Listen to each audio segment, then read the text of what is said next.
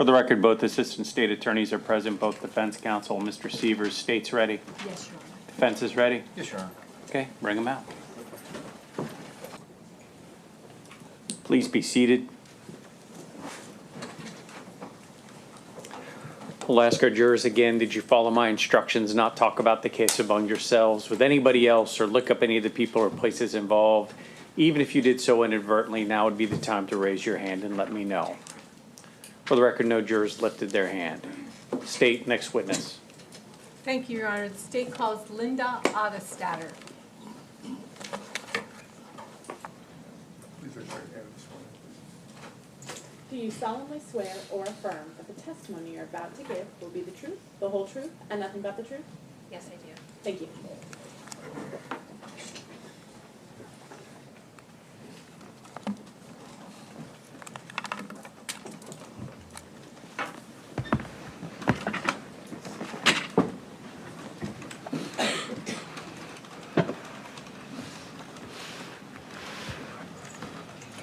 Good morning. Would you state your name for the record, please? My name is Linda OtterStatter, spelled LINDA-OTTER-STATTER. And are you employed? Yes, I am. And by whom are you employed? I am employed with the FBI laboratory in Quantico, Virginia. And in what capacity? My title is Physical Scientist, Forensic Examiner in the Trace Evidence Unit. And how long have you been employed by the FBI as an analyst? Approximately 13 years. And, how many trace evidence examiners does the FBI have in the area of fiber and hair? We have 5 examiners.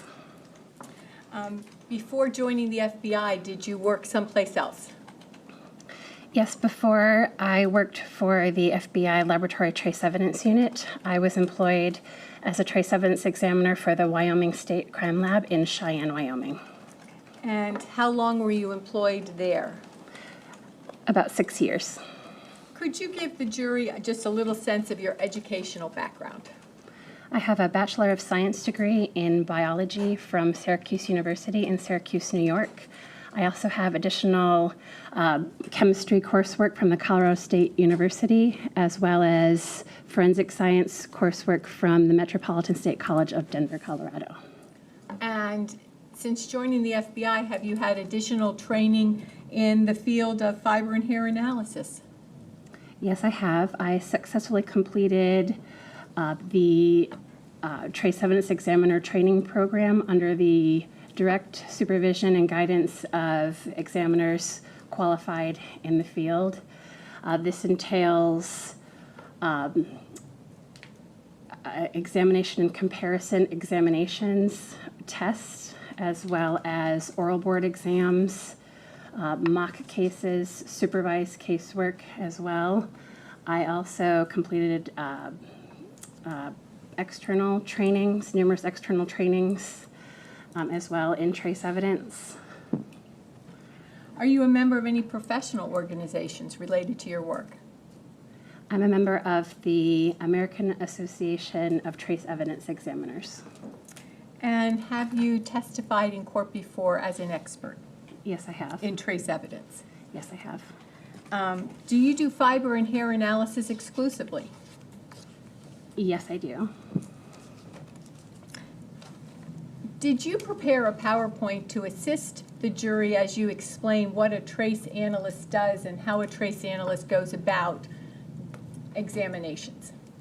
Yes. Your Honor, I have asked to publish the PowerPoint. It was provided to the defense some time ago, and I do have a copy to give to the clerk of what the analyst will be referring to during the PowerPoint. Number? 121 for a demonstrative aid. Yes, ma'am. I am going to, I think sitting up at the, I'm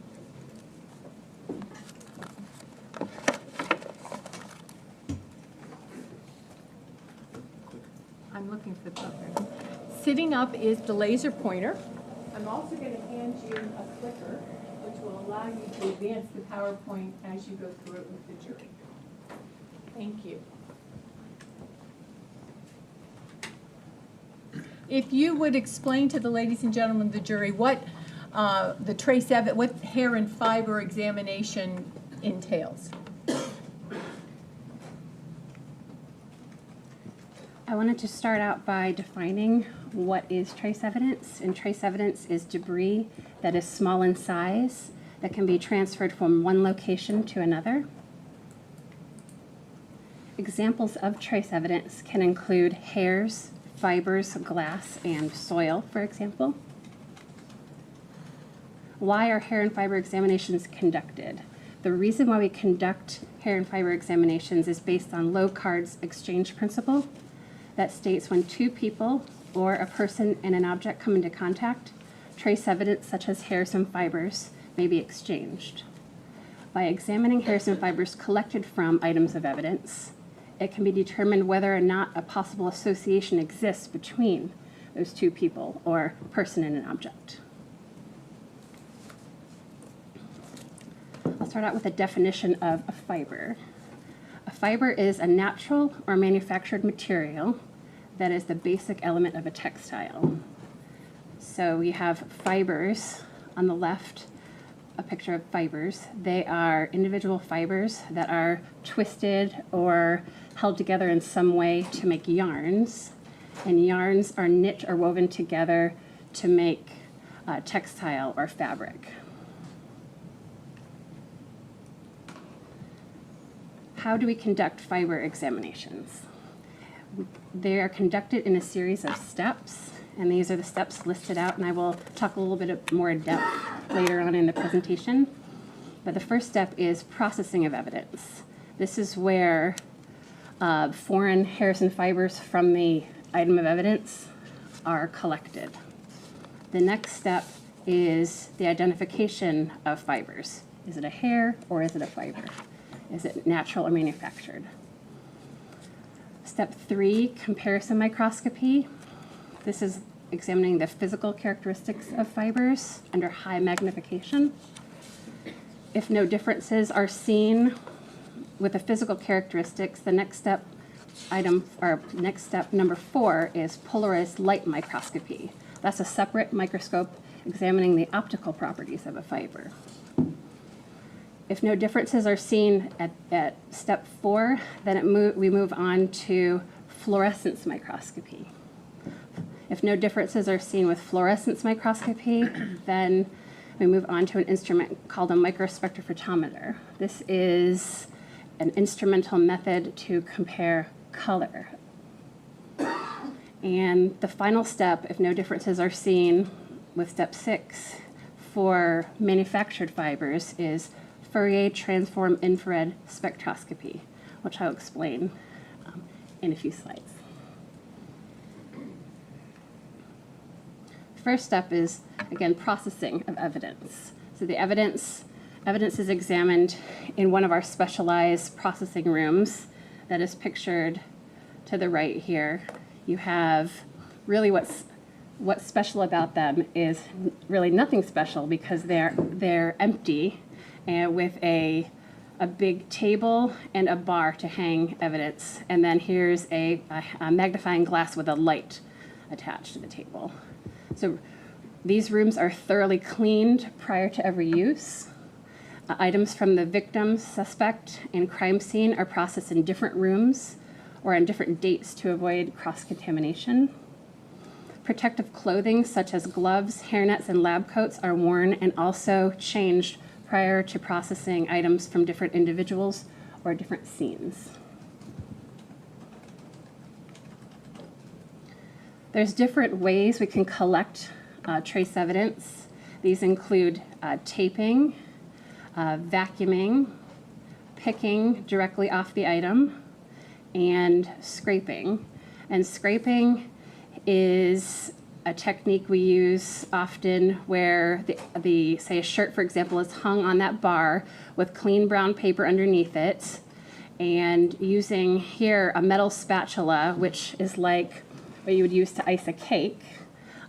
The foreign hairs and fibers are loosely removed, scraping that item, and it lands on this clean brown paper.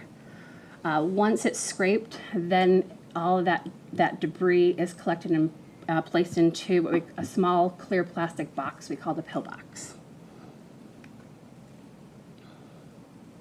At this point, once it's in the pill box, we take it into another room where we use a stereo microscope, which is a low magnification microscope.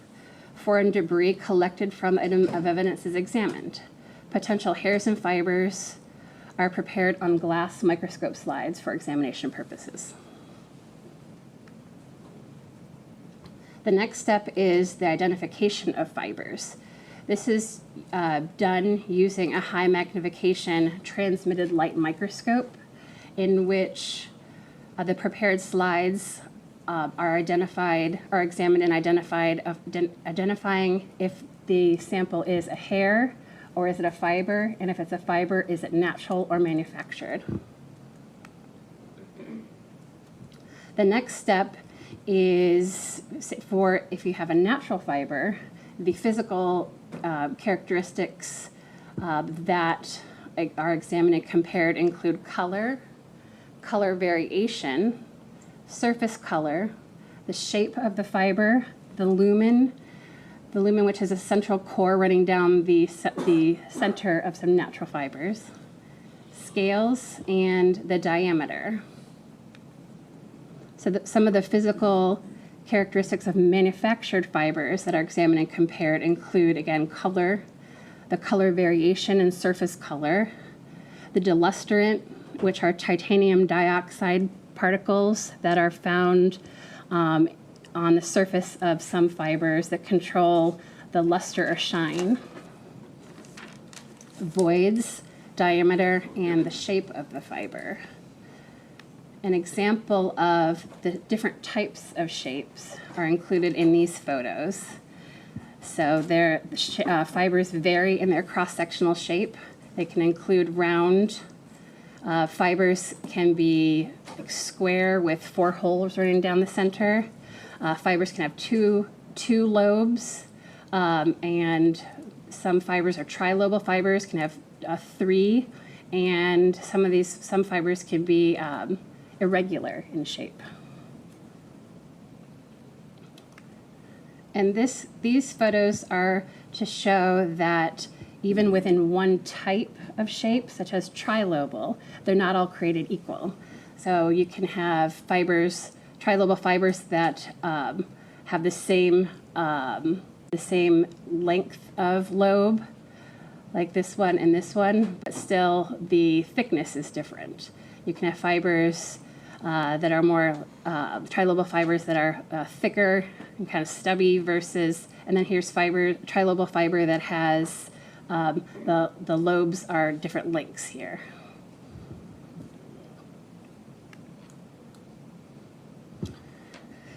Fiber comparison microscopy is done using a comparison light microscope.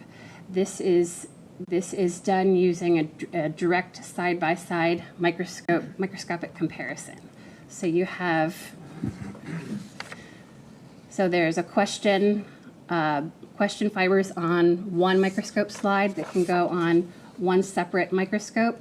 You can have a known sample of fibers that are on another separate microscope slide, and you can put that on the other side, and then using the oculars, you can look and you can get direct side-by-side microscopic comparison.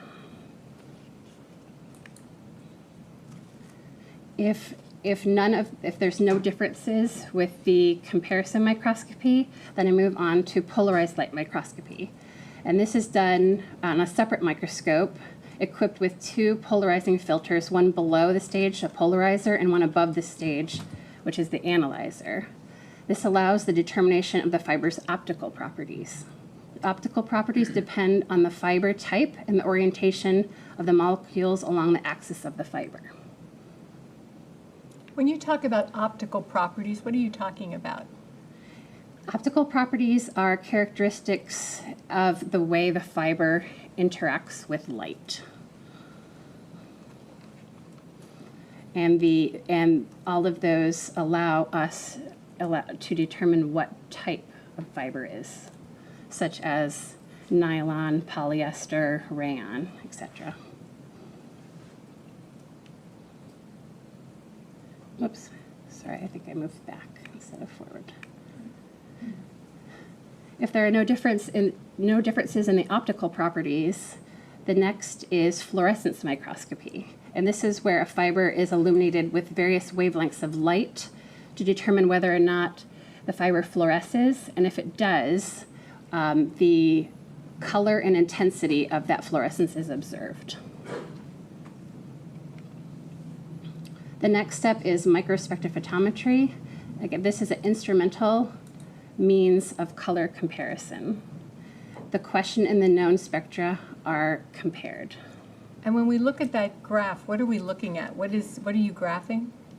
This is the result of when the light passes through the fiber. This is what it looks like on the instrument, and you can see that the two lines are just examples of question and known sample scans.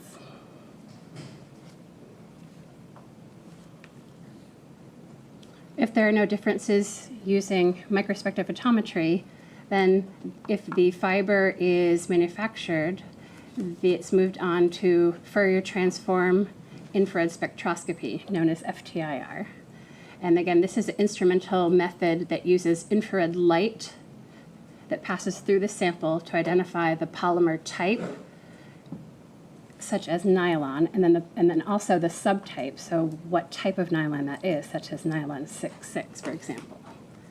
And again, then the question and the known spectra are compared.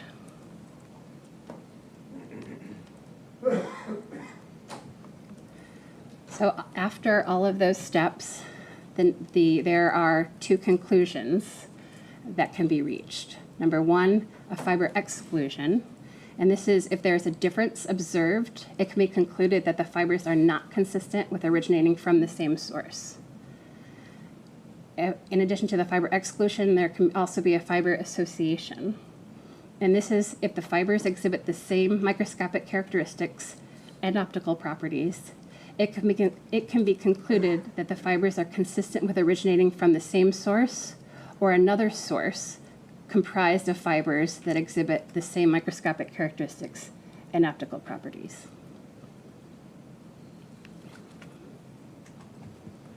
A fiber association is not a means of positive identification. In other words, I can't say that this fiber came from that source to the exclusion of all others.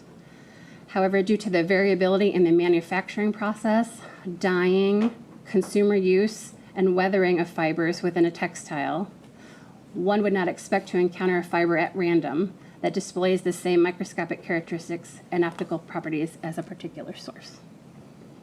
Fibers can differ as to the type, color, shape, size, microscopic features, and optical properties. These are characteristics that may associate fibers with a group of items, but never to a single item to the exclusion of all others. However, even fibers with many similar properties may be excluded as originating from the same source by using the identified analytical methods.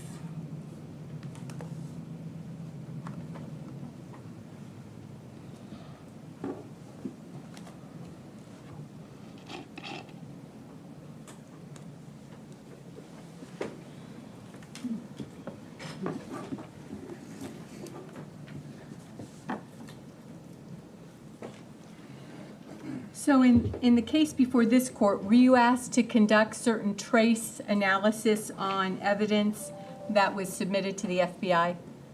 Yes, I was. And did you receive around 40 items of evidence from the Lee County Sheriff's Office? Yes. And I want to show you what is in evidence as State's Exhibit 51. I believe it might be your item 32. And ask if this was an item that you received from the Lee County Sheriff's Office to consider or to do for fiber analysis. Yes, it is. And were those a pair of coveralls? Yes. What did do you need that with you? It's kind of bulky up on. What did the fibers look like in States Exhibit 51, your FBI number 32? The known fibers that comprised the coveralls, item 32, were natural and manufactured fibers. They were a blend. And was there a manufacturing label on the item, the coveralls that you examined? Yes. And did it also reflect a blend of fibers? Yes.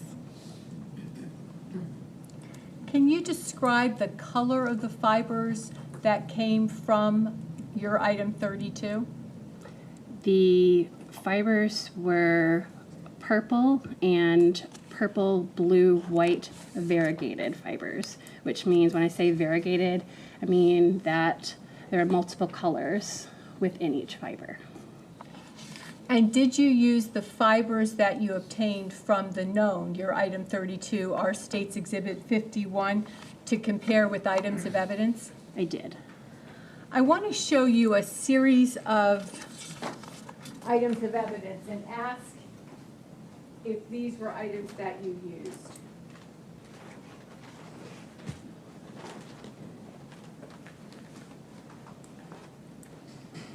You know, I think I may just, well.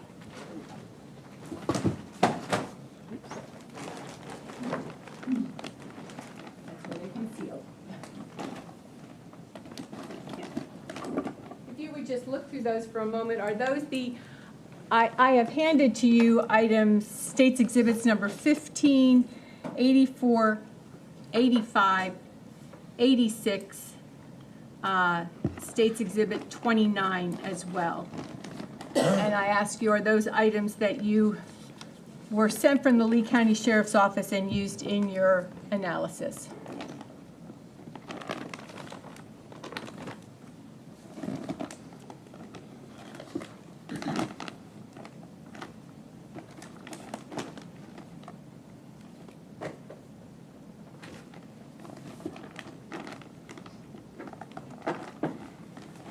Yes, I can say yes because I recognize the laboratory markings. So did each of those, when they were received by the FBI, were laboratory markings for the FBI placed on each of those items of evidence? Yes. I'm going to take those back. Do you need those in front of you to testify? I don't. I'm going to take these back. Thank you.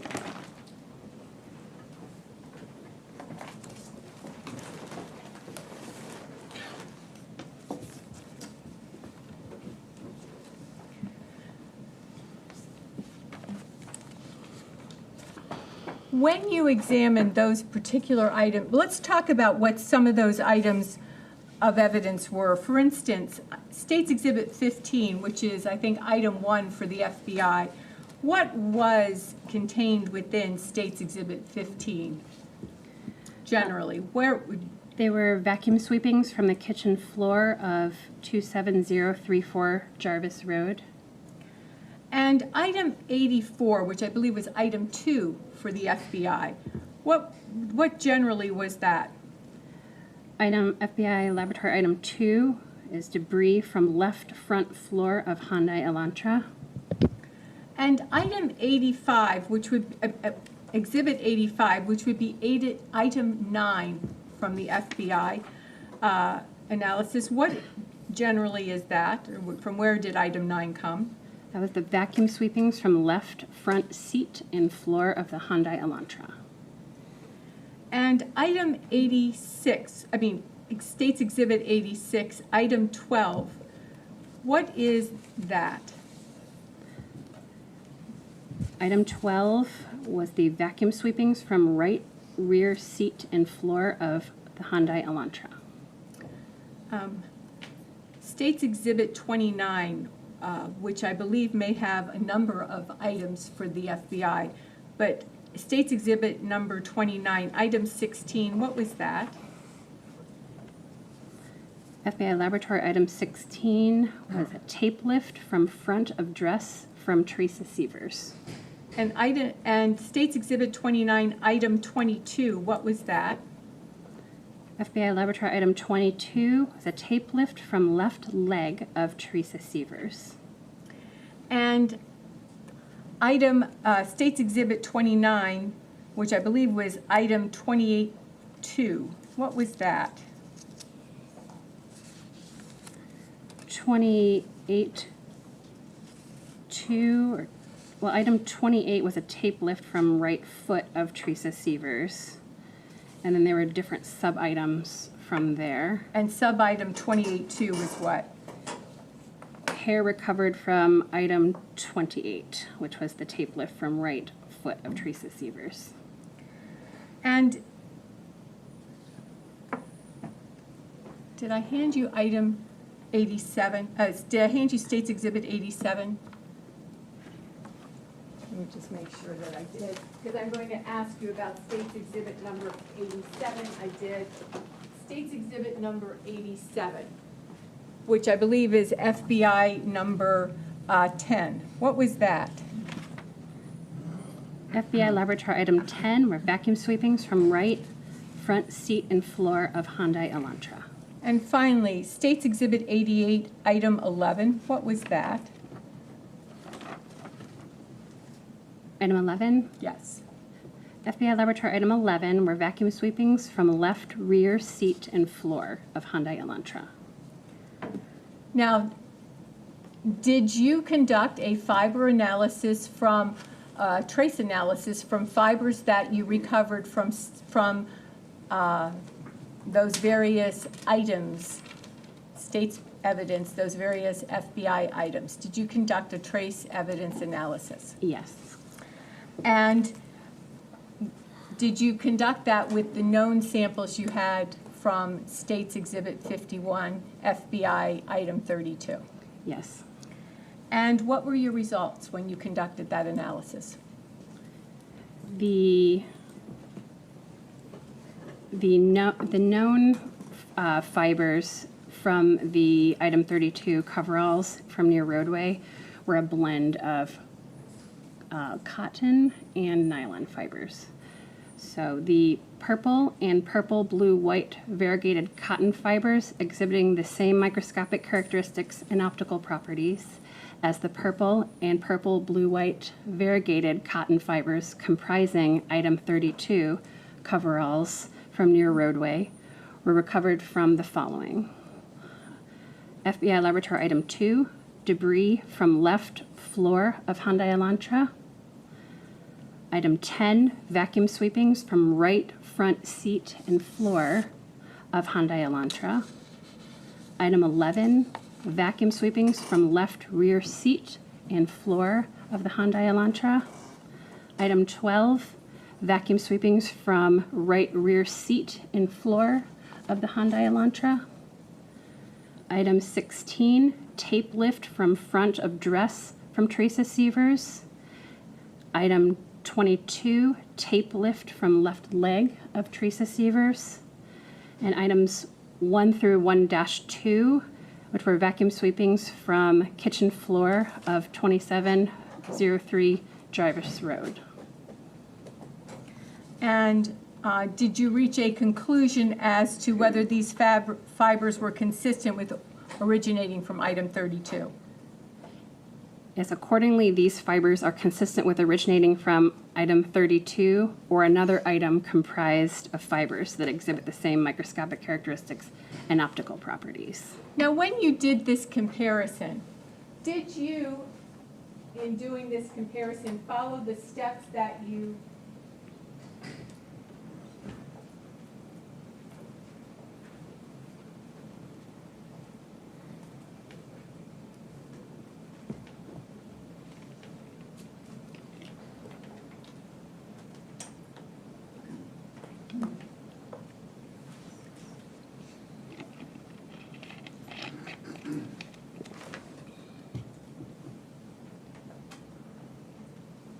Oh, Mr. Hunter, I seem to not be able to change screens. If you would assist, please.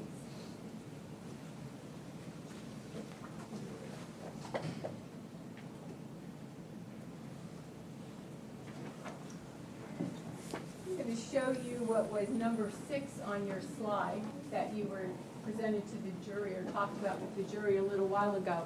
When you were processing the fibers in those items and comparing them to the fibers you found in item 32, the coveralls, States Exhibit 51, did you follow these same first 6 steps for the cotton fibers?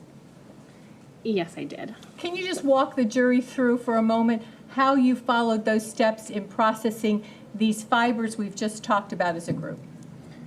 Well, the fibers were prepared on glass microscope slides, and when I examined the microscope slides, I identified the fibers as natural or manufactured, both on the known fibers and the question fibers.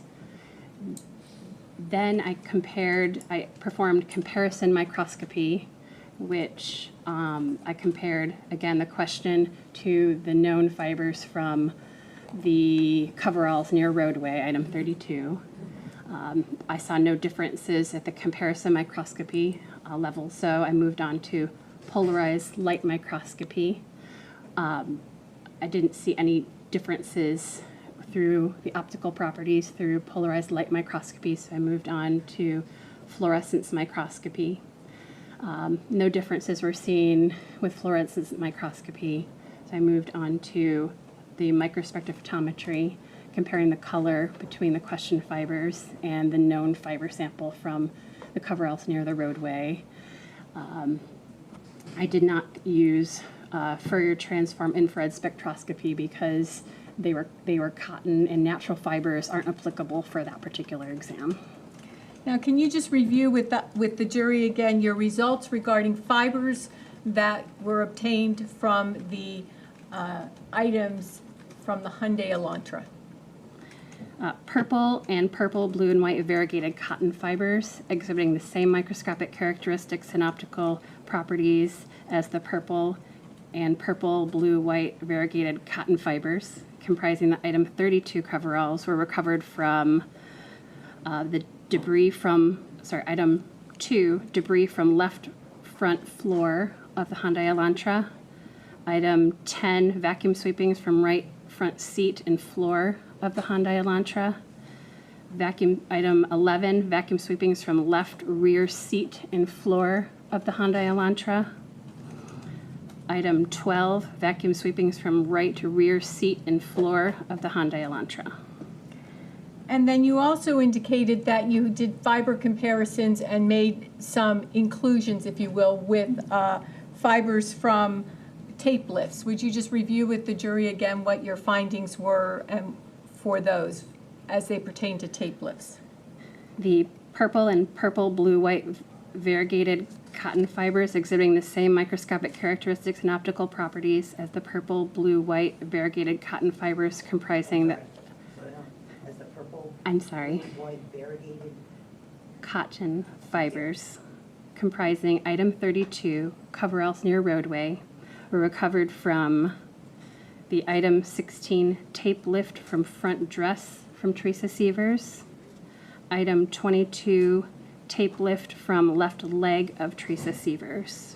And accordingly, these fibers are consistent with originating from item 32, the coveralls near roadway, or another item comprised of fibers that exhibit the same microscopic characteristics and optical properties. And finally, you spoke. Could you review your findings as they pertain to the kitchen floor vacuumings? I believe that would be items 1 and 1-2. Purple and purple, blue, white variegated cotton fibers exhibiting the same microscopic characteristics and optical properties as the purple, blue, white variegated cotton fibers comprising item 32, coveralls near roadway, were recovered from items 1 through 1-2, which are the vacuum sweepings from kitchen floor of 27034 Jarvis Road. Accordingly, these fibers are consistent with originating from item 32 or another item comprised of fibers that exhibit the same microscopic characteristics and optical properties. Now, we've been discussing cotton fibers, but you talked there was a blend. Did you also examine the nylon fibers? Yes. And did you do a comparison with the nylon fibers you found in item 32 from States Exhibit 51 and items that were sent to you for comparison? I did. And what were your results? If you recall, the item 32 coveralls near roadway were a blend of cotton and nylon. The purple and purple-blue-white variegated nylon fibers exhibit the same microscopic characteristics and optical properties as the purple and purple-blue-white variegated nylon fibers comprising item 32 coveralls near roadway. And they were recovered from item 2, debris from left front floor of Hyundai Elantra, and items 1 through 1-2 vacuum sweepings from kitchen floor of 27034 Jarvis Road. Accordingly, these fibers are consistent with originating from item 32 or another item comprised of fibers that exhibit the same microscopic characteristics and optical properties. Now, during these examinations, did you use the same methods of examination that you talked about on slide 6? Yes. Because this was a nylon fiber, did you add an examination under step 7? Yes, in addition to the above steps, I also added Fourier transform infrared spectroscopy, FTIR. And would you just explain to the ladies and gentlemen of the jury again what Fourier transform infrared spectroscopy is? FTIR is a method in which infrared beam of light is passed through the fiber to identify what the fiber is comprised of polymer-wise. Again, the type of fiber is the results of the type of fiber is what you get from doing FTIR. So again, you can identify and confirm. See, back with polarized light microscopy, I can identify the fiber type, such as nylon. FTIR confirms that it's nylon, but also goes one step further, identifies the type of nylon, such as nylon 6,6, for example. Sorry, not 6,6. Yes.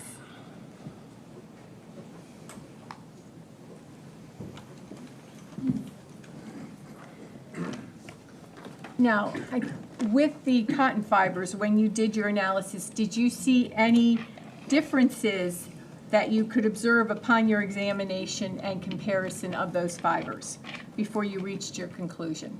Any differences? Right. Did you see any differences before you reached the conclusion that these fibers are consistent with originating from item 32 or another item comprised of fibers that exhibit the same microscopic characteristics and optical properties? No. If I saw any differences, I would have reached the conclusion of exclusion. So if there's any differences in any of the steps, it becomes an exclusion? Correct. And is that also the case for the nylon fibers? Yes. Does an individual fiber and the fibers woven into a piece of cloth look the same in all lighting conditions? No, actually, they do not. Sometimes they can look different. For example, if you have, say you have a pink shirt, for example, a light pink shirt. Using your unaided eye with reflected lighting conditions, it can look light pink. But when you take individual fibers through transmitted light under high magnification, that may look almost white or colorless, for example. So there can be differences. I want to show you what has been marked for identification as States Exhibit 93 and previously shown to Defense Counsel. What is States Exhibit 93? This is a photo that was enlarged from my case notes that shows some of the fibers from item 2, which were the debris from left front floor of the Hyundai Elantra. And in that photo, we see a blue dot. What is that blue dot? Would you like me to hold this? No, up? not Okay, yet. okay. What is that blue dot? The blue dot is actually what I marked. I use a fine point Sharpie to mark the fibers when I am performing the comparison microscopy portion. And when I find fibers that I need to continue on and do more exams, I will mark them and just take a Sharpie and make a dot on those. And is this an accurate photo of the little photo you took and put in your notes when you were performing the analysis between and among these fibers? Yes. Move to introduce States Exhibit 93. No objection. We'll show it admitted. Permission to publish. You may.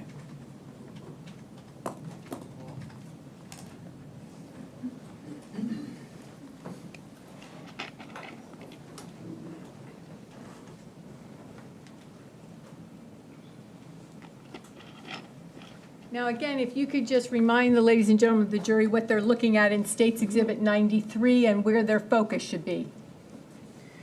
Well, the photo that I was taking was, these are all, now granted, this is not high magnification microscopy. This is actually under lower magnification. So what you're seeing here are fibers that are mounted on a glass microscope slide.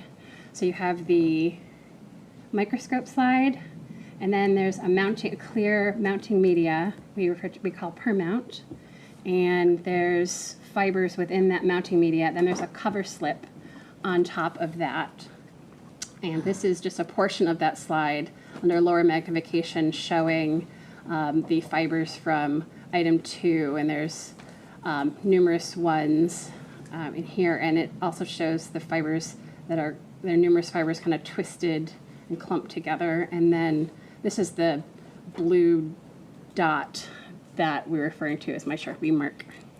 And that's a fine point Sharpie, is that what you were saying? Yes. So while you call this low magnification, it really does enlarge what you are seeing, is that correct? Yes. When you talk about higher magnification, what type of magnification are you talking about? Can you give the jury any sense of how much detail or how great the magnification in some? Well, I usually, my exams, I usually examine them between 100 and 400 times magnification. This is less than that. Thank you. You spoke about reflected, I think you talked about reflected light when you were talking. What is reflected light? That is when we're looking at or say if I'm looking at my jacket coat, this is reflected light. So light coming down and reflecting off that and into my eye. And when you talk about transmitted light, what are you talking about? That's when I have my microscope slide with the samples on the microscope, and they are illuminated from the bottom and reflected through or transmitted through the glass microscope slide and through the fiber sample and up through the eyepiece or oculars. Let me just ask you, with respect to item 32, which is States Exhibit 51, did you forward any hairs for DNA analysis to a different section or portion of the FBI laboratory? I did.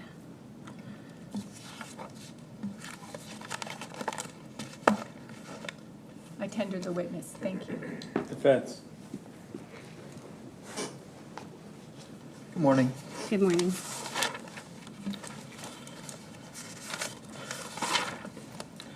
So, ma'am, if I understand your testimony correct, the item 32, that was the jumpsuit, is that correct? Yes. And are you aware where that jumpsuit was found? It was found near a roadway. Okay. And you said that was the originating source, is that correct? Well, I'm not saying that specific one to the exclusion of all others, no. Okay, but that, I guess that line of manufactured coveralls, that would have been the originating source, is that correct? I can't say that for sure. Okay, well, you said that you can't say that's a specific jumpsuit or coveralls, and is that because typically these industrial uniforms are manufactured uniformly? I can't speak to the way they're manufactured. I Okay. don't know. How many jumpsuits did you perform the analysis on? Just the one. Okay.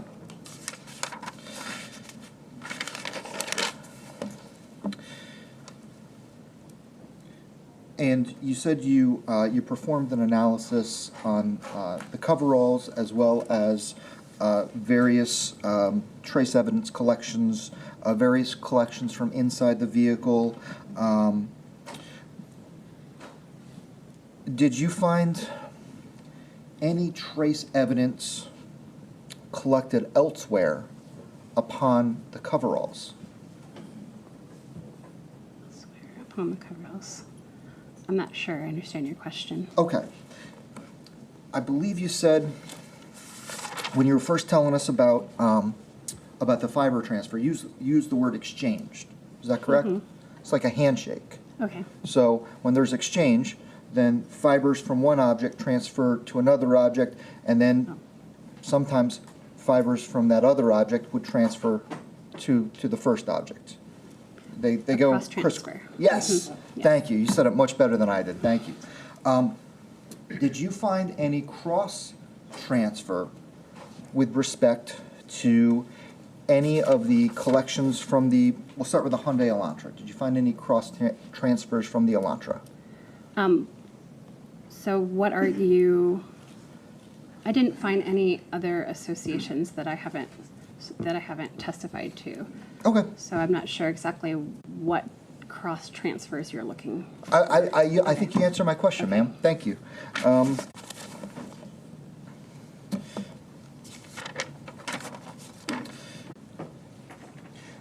And just so I'm clear, you said you just tested item 32, which was the coveralls found by the roadway. Is that correct? I did test fibers from that. Yes. Okay.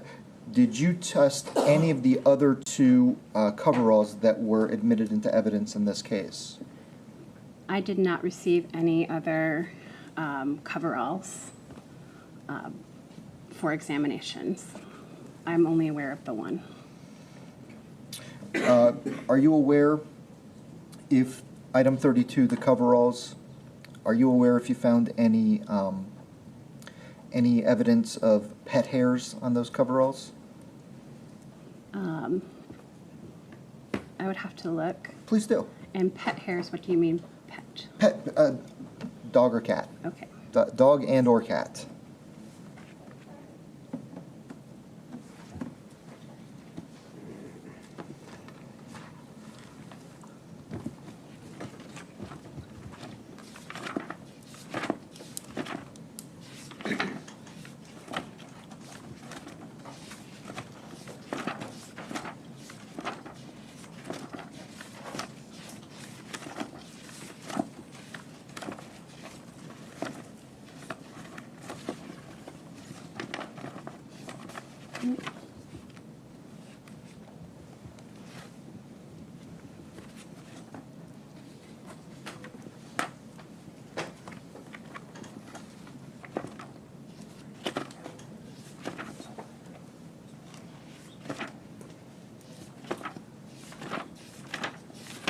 Sorry, it's taking me a moment. No, to no, find take it. your time.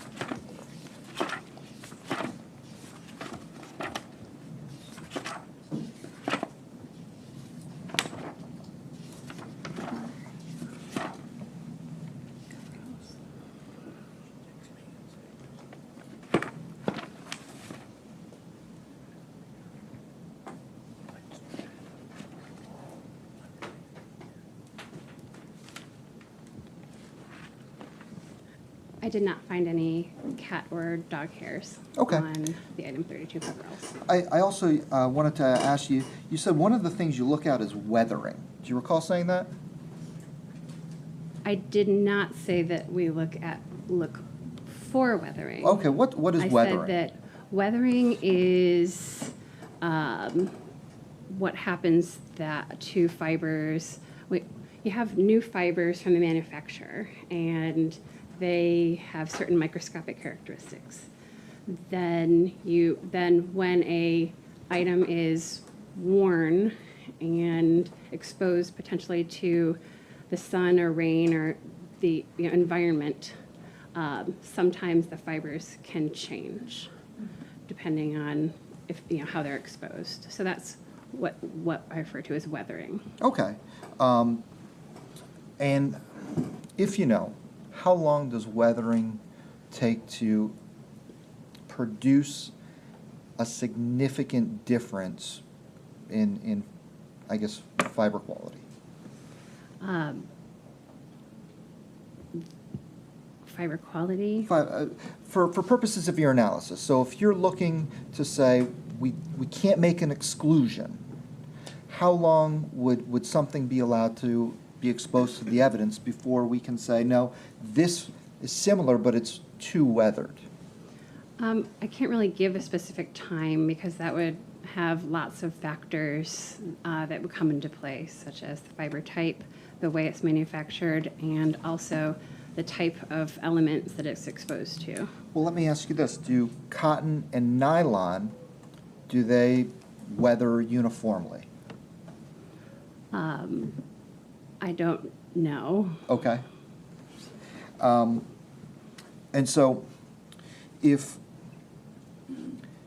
a fabric was exposed to the elements for, say, a month, you would then expect to see a discernible difference between the exposed fabric and an unexposed fabric, correct?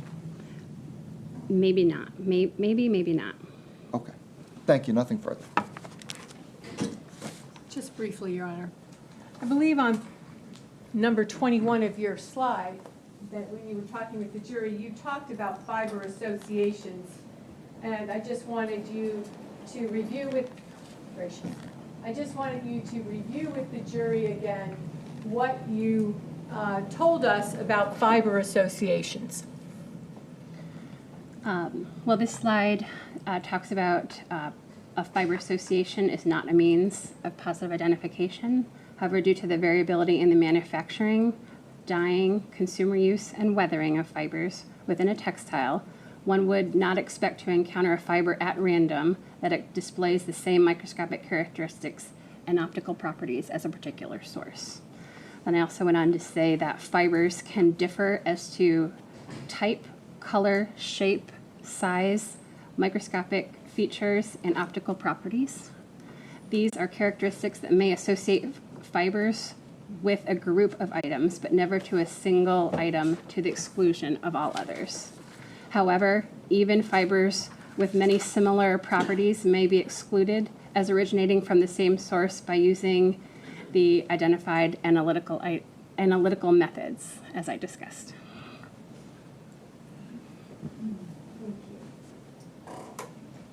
Nothing further, Your Honor. No recross.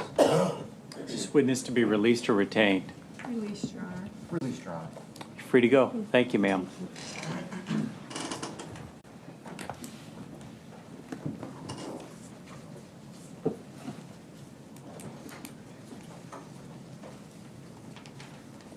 Next witness. State calls Sherri Fentress.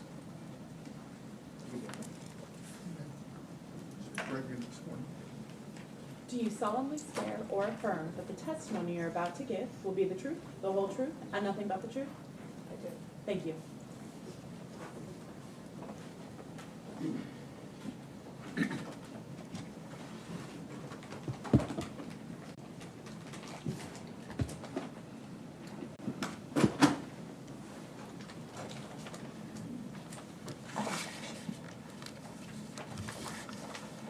Good morning. Good morning.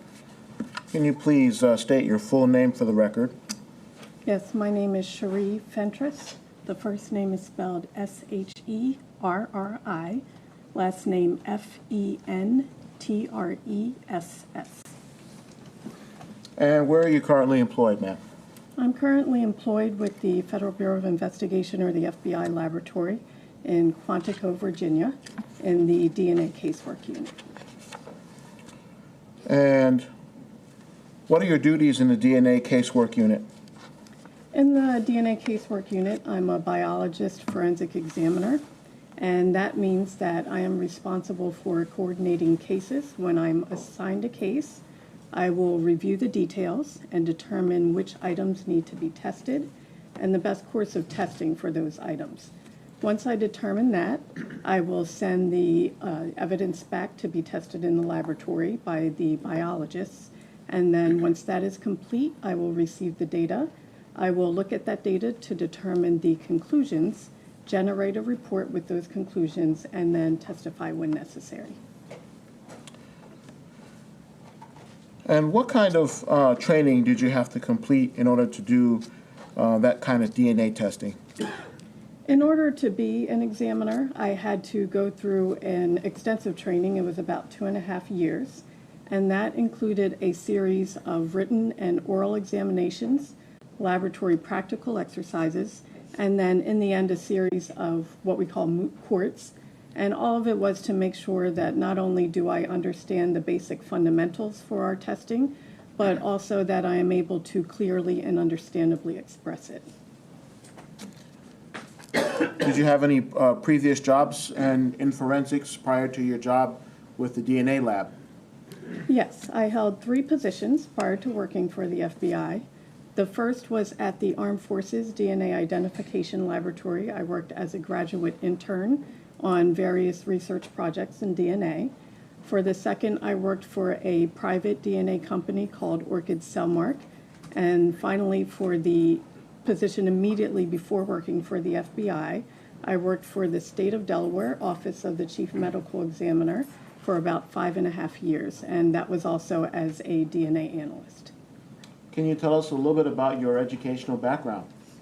Sure. I started at the University of Delaware. I obtained my Bachelor of Science in Animal Science with minors in Biology and Chemistry in 2001. And then I went on to obtain my Master of Science in Criminal Justice, specializing in Forensic Science from Michigan State University in 2004. And do you stay current with developments in state-of-the-art of DNA testing and examination? Yes, I'm actually required through our DNA testing standards to participate in continuing education. I take advantage of opportunities available within the laboratory in the form of workshops and presentations, and also outside of the laboratory. And then periodically throughout the year, I will review any relevant journal articles that may be available in my field. What type of DNA testing do you do? I perform DNA testing primarily for mitochondrial DNA testing, which is a special form of DNA that is passed on only from the mother. And have you ever testified and given your opinion as to mitochondrial DNA testing in court before? Yes, I have. How many times? I have twice before. May I proceed? Yes, sir. Okay, Ms. Fentress. Did you prepare a PowerPoint for us to explain to us what DNA testing is, and specifically what mitochondrial DNA testing is? Yes, I did. All right, and there should be a clicker and a power pointer, a clicker and a laser pointer up there.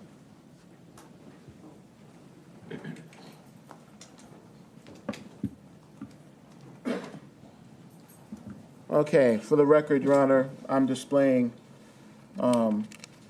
State's Demonstrative 122. It's previously been shown to the defense. I will provide it to the court as State's Demonstrative 122. Thank you. Ms. Fentress, is this the PowerPoint you prepared to explain to the members what mitochondrial DNA testing is? Yes, it is. Okay, please proceed. The You have two buttons on there. The big button is the forward button, and the smaller button beneath it is the backwards button. Okay. Just to let you know, this PowerPoint is going to go through what DNA is and the different types of DNA, and then I'll go into a little bit about how we process DNA in the laboratory. So on this first slide, I'm going to explain to you what DNA is. And DNA stands for deoxyribonucleic acid, and that's the material in our bodies that provides the information for our physical characteristics as well as how our bodies function. Now, the DNA that is found in our body is found in basic units called cells, and it is made up in the form of what can be called a twisted ladder. And the rungs of that ladder are formed by the building blocks or the bases of DNA, which I will refer to as A, G, C, and T. Now, these bases form the rungs of the ladder in a predictable manner, such that if I know the order of the bases on one side of the ladder, I can determine the order on the opposite side. This is important from a forensic standpoint because when an item is received, the goal is to be able to determine what that order of A's, G's, C's, and T's is, and we refer to that as the sequence, which is used to determine the mitochondrial DNA type.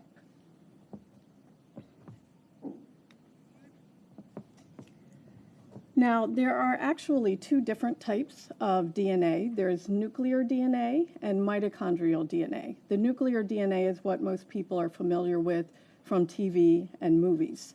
There are several differences between the two. I'm going to highlight just a few of them.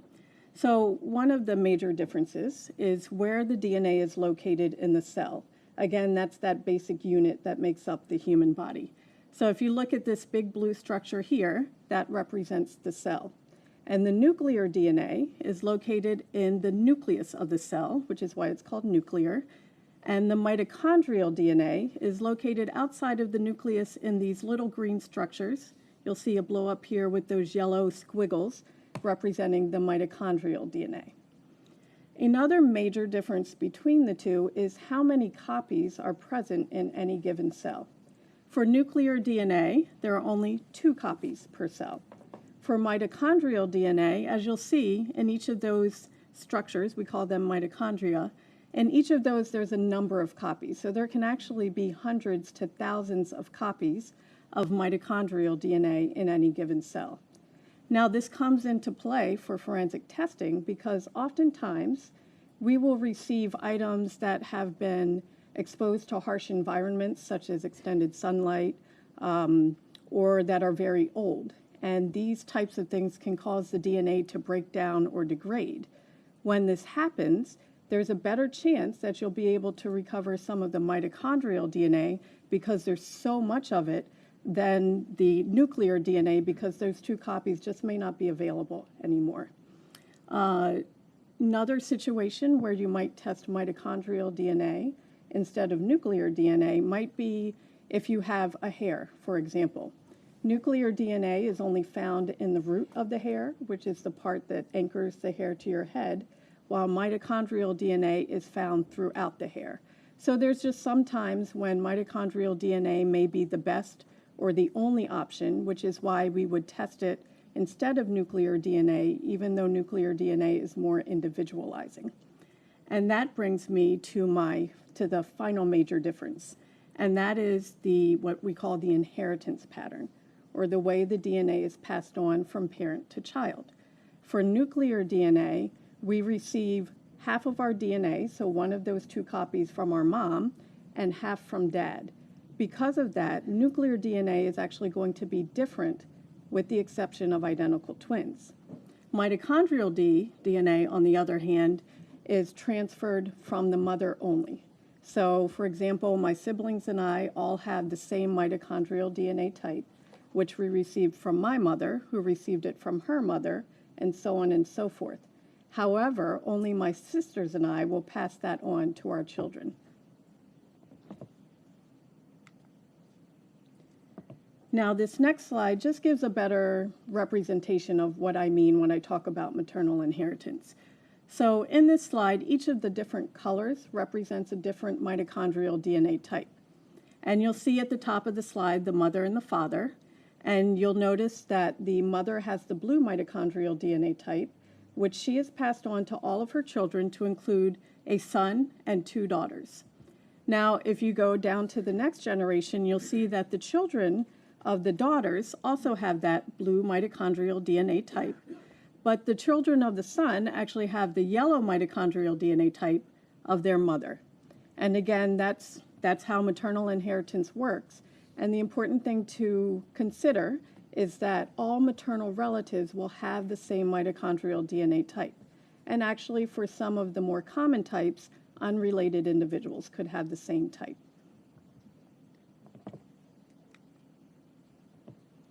So when an item is received to be tested, it's going to go through a series of laboratory processes. This begins by taking a small portion of that item and exposing it to certain chemicals during what's called the extraction process. That allows us to isolate the DNA from the other parts of the cell. Once that DNA is isolated, it is subjected to the process of amplification, and that's where millions of copies of the isolated DNA are made. And then finally, in the final step, sequencing, the order of A's, G's, C's, and T's for the isolated DNA is determined. Now, this will happen for each of the items received in a case.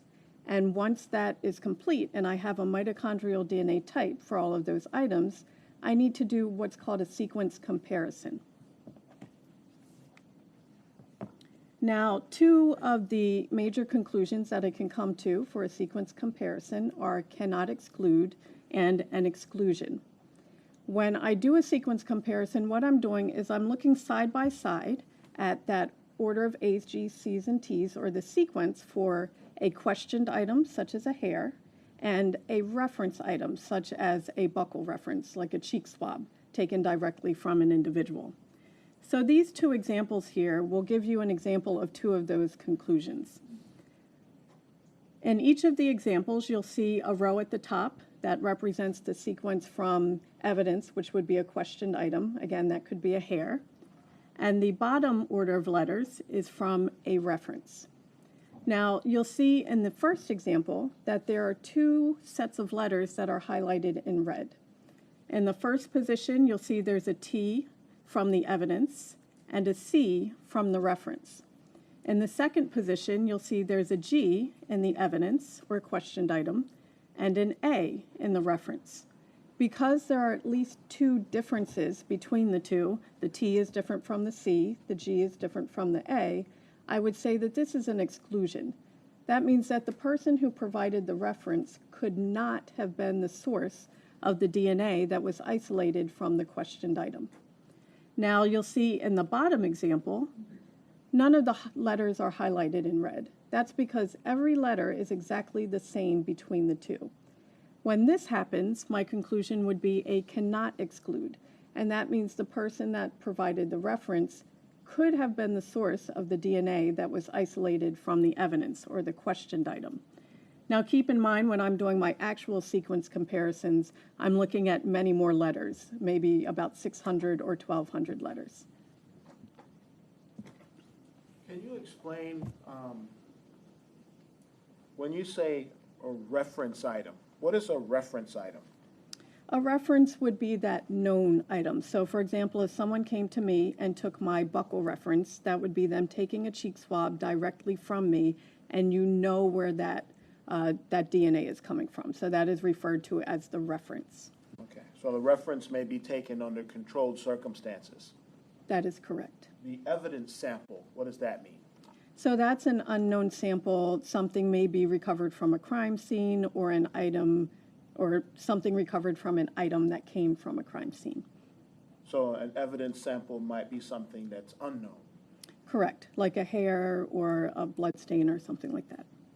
So you compare the evidence sample or the unknown sample to the reference sample or the known sample to look for those sequences, look for the similarities in those sequences as you're explaining. Correct. I'm comparing them to see if there are any differences between the 2 sequences. Okay. And that's your final slide? Yes. All right, thank you.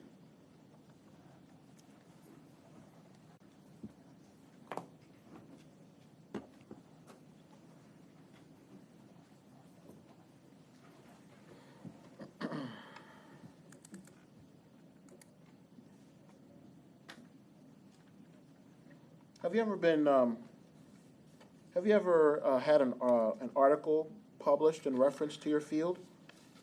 Yes, I have. In the 2009 Journal of Forensic Sciences, I was co-author on a publication that discussed the process of validation of mitochondrial DNA testing for the state of Delaware DNA lab. And validation is just a process where you evaluate a method or a group of methods to determine whether it can provide reliable results, and then what conditions need to be present in order for those results to be provided. And in your publication, did you make certain scientific conclusions? Yes, I did.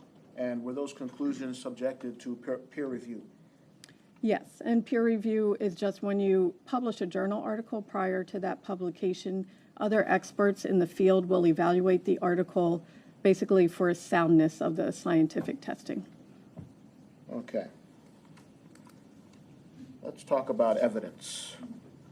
I have State's Exhibit 58D, David, and State's Exhibit 94.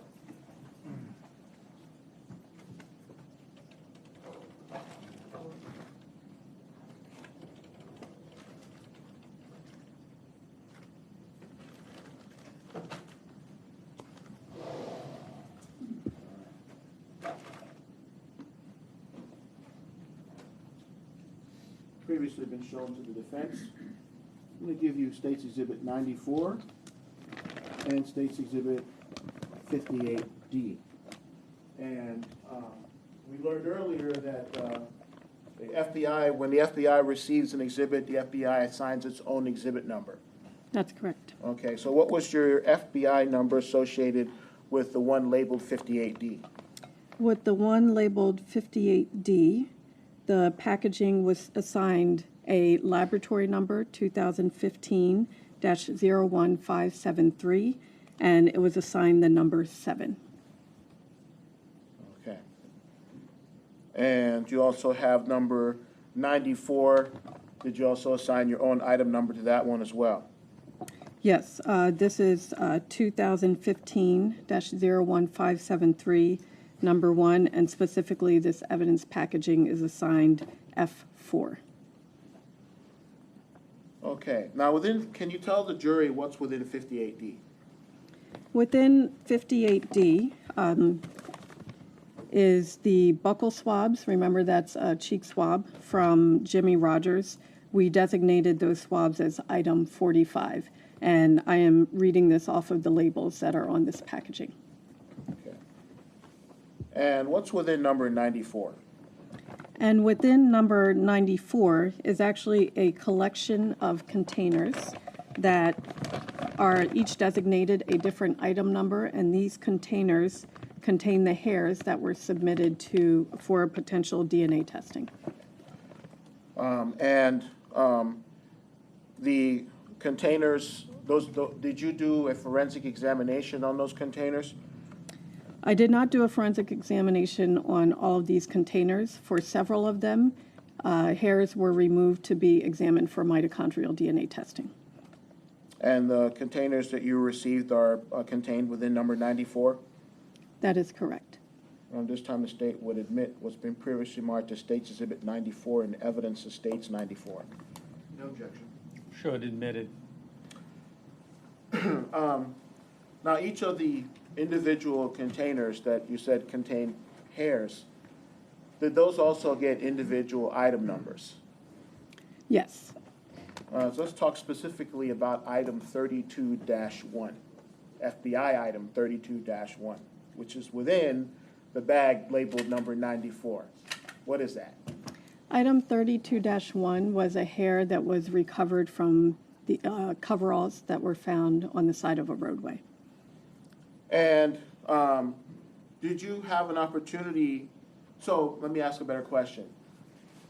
The hair on the side of the roadway that's recovered from the coveralls on the side of the roadway, that's the evidence sample that you referred to in your PowerPoint, right? That's correct. That item 32-1 hair would be considered the evidence item in comparison. And the 58D, the buccal swab that you mentioned earlier, that's the reference sample, the controlled sample that you mentioned earlier during your PowerPoint. That is correct.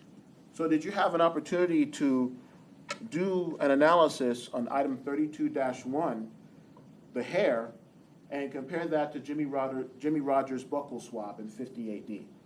Yes, I did do a sequence comparison. How do you, we've talked a lot about what DNA is and what mitochondrial DNA is. How do you do a comparison between a buccal swab and an unknown hair? How do you do that? So if you recall, we take each of those separately through that process of isolating the DNA, copying. I have obtained that sequence or that mitochondrial DNA type. For each of them, I'm looking at the letters from each side by side. And again, that's to determine whether there is a difference between the two. So in this case, I isolated DNA from the 32-1 hair, and then I isolated the DNA from the item 45 buccal reference from Jimmy Rogers, and I looked at them side by side. Now, was the, well, first of all, what were the results of your comparison between the DNA you isolated from the buccal swab and the DNA you isolated from the item 32-1, the hair?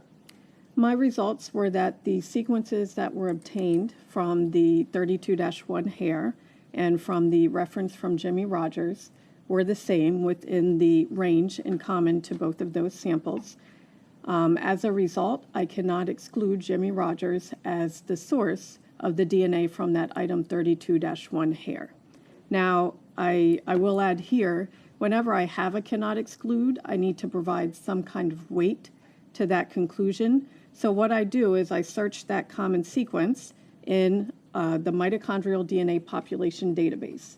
And that's just a collection of anonymous profiles from individuals in different population groups that has been compiled in order to allow us to give an indication for how common we would expect that sequence to be in the general population. So what happens is I look to see how often that sequence has been observed in each of the different population groups, and based on that, I can generate a statistic that tells the maximum percentage of individuals that would be expected to share that profile in the general population. So in this case, once I had a cannot exclude between the hair and the reference from Jimmy Rogers, I did perform that database search, and I found that in the three major populations that are searched for the United States, African American, Caucasian, and Hispanic, there were 0 observances in each of those population groups. So for the African American population, that meant that no more than 0.12% of individuals, or less than 0.5% of individuals, would be expected to share that profile. For the Caucasian population, it was no more than 0.11%. And then finally, for the Hispanic population, you would not expect to see that profile in any more than 0.12%. Now, do those numbers mean that that profile is uncommon in those specific racial groups? Yes, the fact that there were 0 observations in each of those population groups indicate it's a more rare profile. Now, what about did you do a population database analysis of Caucasians? Yes, we always do the search for all of the different population groups. So yes, Caucasian was included in that. And again, that number was no more than 0.11% of individuals in the Caucasian population would be expected to share that profile.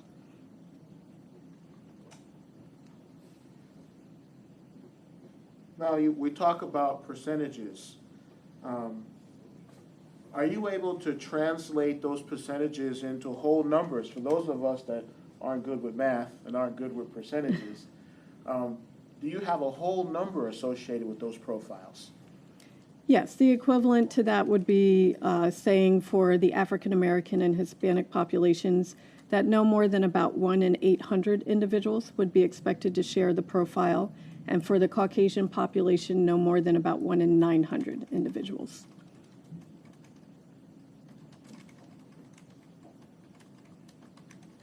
Now, were you able to do, you talked earlier about the nuclear DNA testing that tends to be more specific. did you have an opportunity, were you able to do nuclear DNA testing on that hair?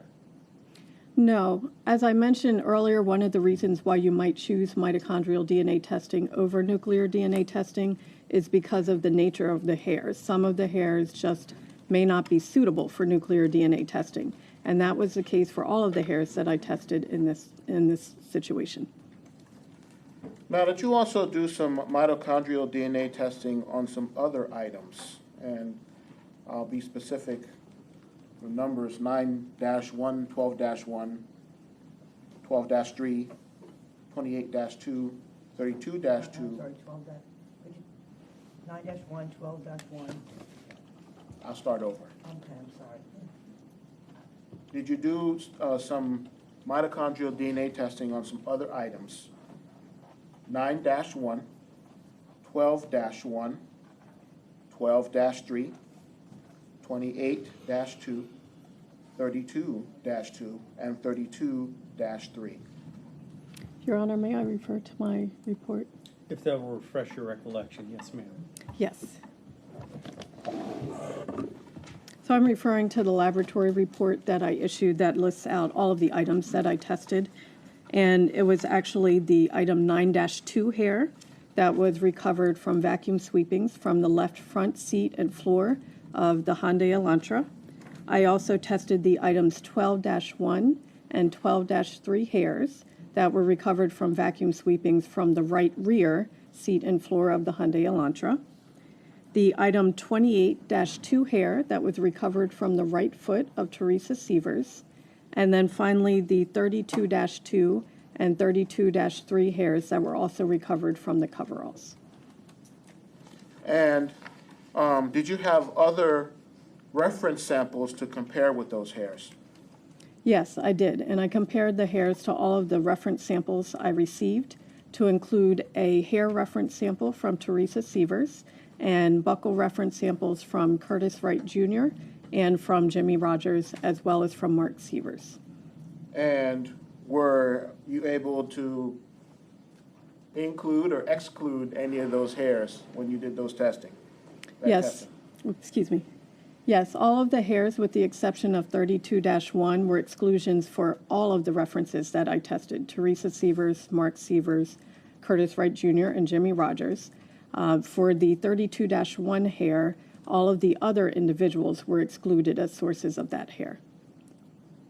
And what happened to, getting back to 32-1, the hair from the coveralls, what happened to that hair when you did the mitochondrial DNA testing on it? Again, when we do mitochondrial DNA testing, the first step is to take a small portion. With hairs that are long enough, we can just take a cutting of the hair and there's some of it remaining. In this case, the hair was so small that we had to use the entire hair for our testing. So it was consumed, as we refer to that, for testing. And I'm going to show you what's been previously marked for identification purposes as State's Exhibit number 95.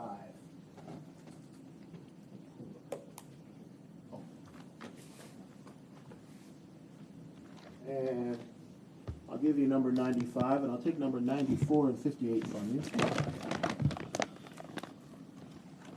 Do you recognize number 95? Yes, I do. This is referred to as 2015-01573. That's our evidence, item 46. And what this is a collection of what we call the secondary evidence. So all of the tubes from when we did that extraction process are retained for possible additional testing purposes. So this is all of the extract tubes from those 11 items that I tested, to include the hairs and the references. Around this time, the state would admit what's been previously marked as State's Exhibit number 95 in evidence of State's 95. No objection. We should admit it. Okay, so Ms. Fentress, are you able to say that Jimmy Rogers' DNA from the buccal swab is a match to the mitochondrial DNA on that hair from the coveralls? So generally, that's not the terminology that's used. We specifically say we cannot exclude Because, again, all mitochondrial DNA is going to be shared among all maternal relatives. So I cannot say that this hair, or Jimmy Rogers, is the source of this hair to the exclusion of all others.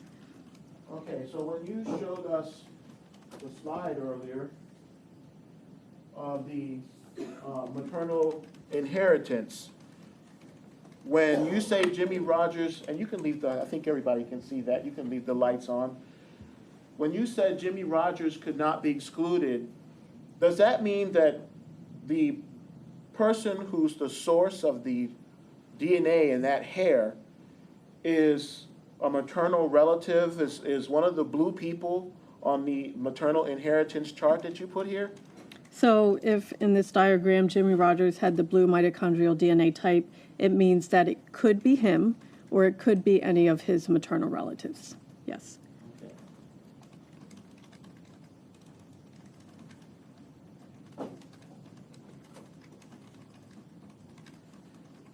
Now, were you made aware of where the coveralls were located that were the source of that hair, item 32-1? I know they were referred to as being found on the side of a roadway. How does exposure to the environment affect the recovery of DNA evidence, specifically like on a set of coveralls left by a roadway outside in the summertime?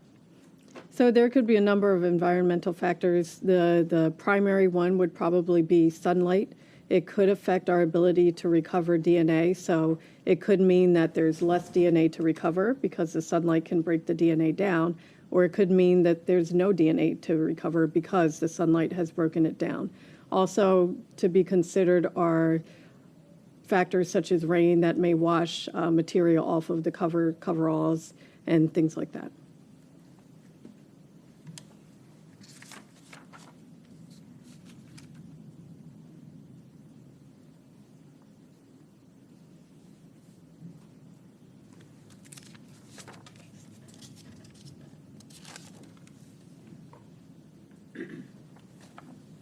Lieutenant, the witness. Defense. Good morning. Good morning. With respect to the hair found on the coveralls, can you tell us how long that hair had been there? No, there's nothing we can do in our testing that can determine how long something has been somewhere. Okay. And accordingly, you can't tell when and where that hair transfer was made, is that correct? No, all I can tell you is what DNA can be recovered from the hair. Do you know whereabouts on the jumpsuit the hair was recovered from? I do not know. Okay. Do you know if the hair was head hair or was it body hair? I do not recall. The trace examiner would have examined that to determine which type it was.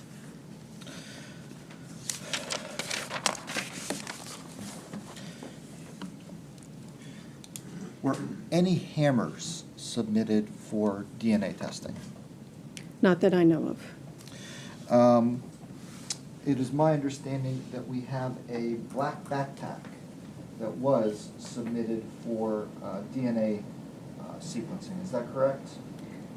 I did not receive a black backpack for mitochondrial DNA sequencing. So for those purposes, no. I can refer to my notes. Would you refer to your notes? Sure. So what I'm looking at is the nuclear DNA report. The only thing I can tell you from there is whether it refers to a black backpack.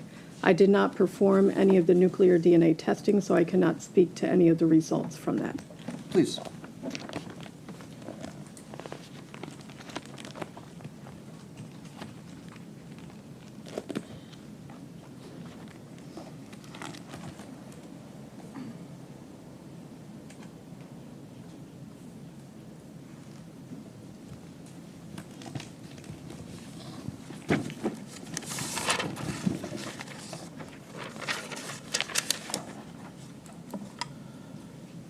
There were quite a few items, so bear with me.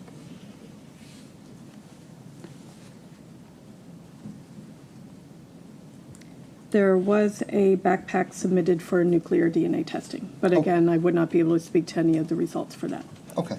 And, ma'am, are you familiar what's called a Kastle-Meyer presumptive test for blood? I am familiar with that. Do you recall if that was done on that black backpack? Again, I can't speak to the testing that would have been done on the black backpack. Within my case notes, I have all of the procedures that I performed, but that was only for mitochondrial DNA testing. What counsel is referring to is what we call serological testing, where we're testing for the presence of different body fluids, such as blood. Okay. Did you recover anything from inside the black backpack that was significant in as far as conclusive or inconclusive for the purposes of DNA sequencing? Objection. The witnesses made it clear that she didn't do any testing on the black backpack. Overruled. I think I know what her answer is, though. I did not do any mitochondrial DNA processing for the black backpack. I only tested the 7 hairs I referred to prior and the 4 references. The jumpsuit, or the coveralls, item 32, as you call it, was there any serology, any Kastle-Meyer test done for the presumptive presence of blood on that item?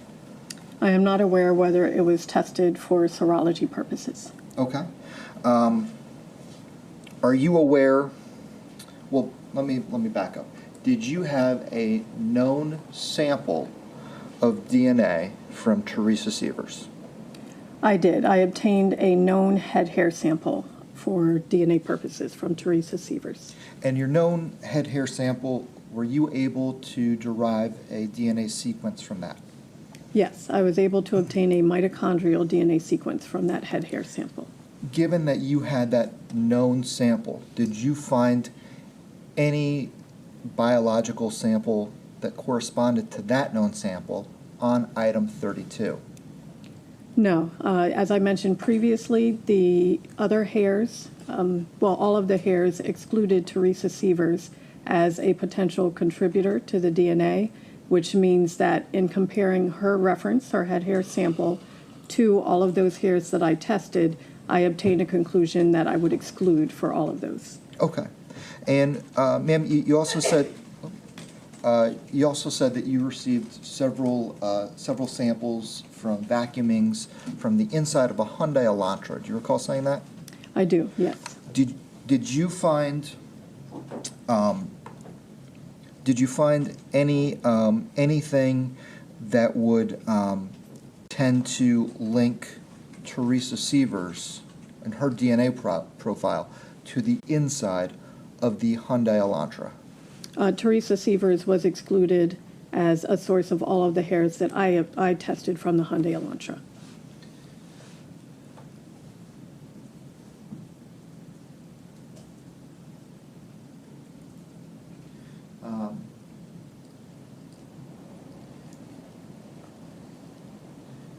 And ma'am, there was a substantial volume of evidence that was given to the FBI, is that correct? That is correct. Okay. And did the FBI, and maybe not you personally, but if you know, did the FBI do a serology analysis before any DNA testing? Again, I'm referring to that nuclear DNA report.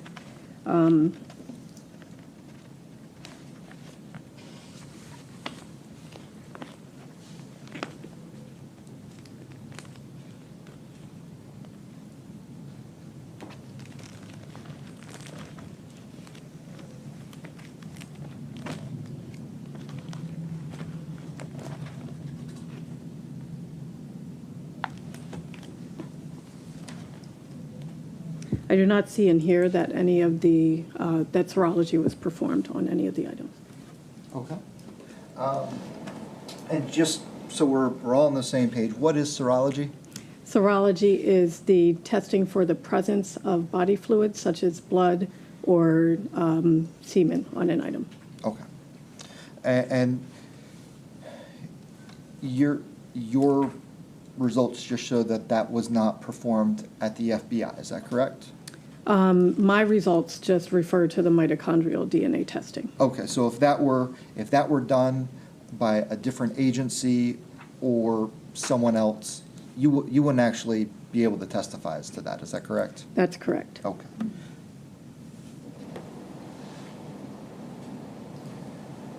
Session.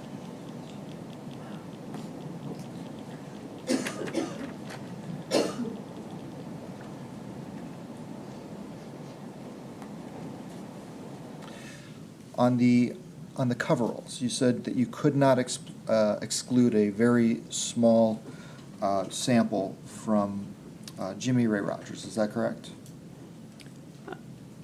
Are you referring to the statistic? No, I'm referring to the size of the hair itself. Right, I could not exclude Jimmy Rogers, but the size of the hair is somewhat independent of the amount of sequence that I was able to obtain. I was actually able to obtain a full sequence from that, about 600 of those A's, G's, C's, and T's, in order to compare to the known reference. Were you given any other samples for DNA comparison from the coveralls? Again, I'm referring to my notes.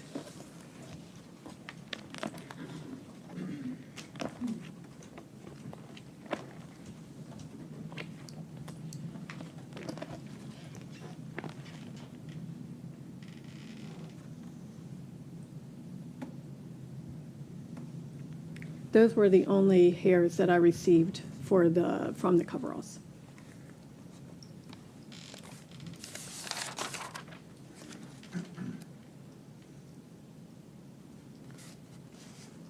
Thank you, ma'am. Nothing further. State, Nothing further from state. is this witness to be released or retained? Release draft. Please, Your Honor. Thank you, ma'am. You're free to go.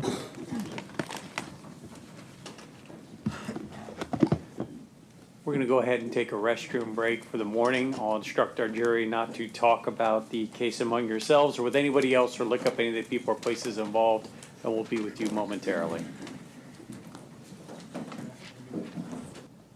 Please be seated. 5, 10 minutes. Yes, Your Honor. Who's your next witness? Taylor Showmaker. Okay.